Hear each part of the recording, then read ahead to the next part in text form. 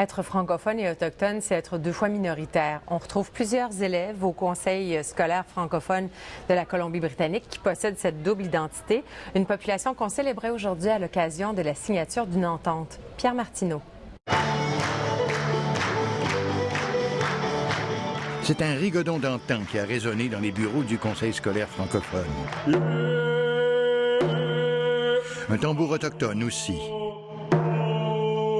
Deux musiques différentes qui marquent le même événement, la signature au CSF de la deuxième entente de rehaussement de l'éducation autochtone.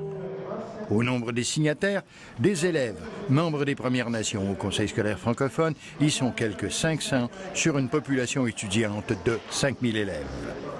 Pourquoi cette entente? Roger Hébert, président du CSF. Le but de ceci, c'est de former ou de tisser des liens entre les Autochtones et les francophones, parce qu'il y a des élèves qui sont d'origine autochtone. Pour certains, tisser des liens, ça peut vouloir dire redécouvrir une culture oubliée. Jana Dabiel dirige l'Association francophone autochtone de Colombie-Britannique.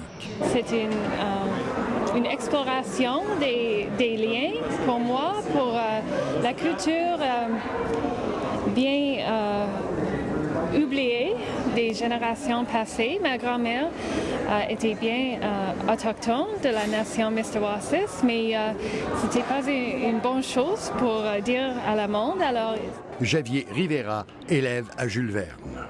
C'est plus facile, particulièrement pour les métis, car on est francophone et autochtone en même temps. Donc, les CSF, et particulièrement cet accord, c'est comme un mélange parfait. Être confortable avec qui on est, c'est bien. Surtout quand le mélange est parfait. Mais ça peut avoir des résultats pratiques. Ainsi, en Colombie-Britannique, quelques 60% des élèves autochtones obtiennent leur diplôme d'études secondaires. Au CSF, la proportion est de 100%. Colleen Hanna, du ministère de l'Éducation. Il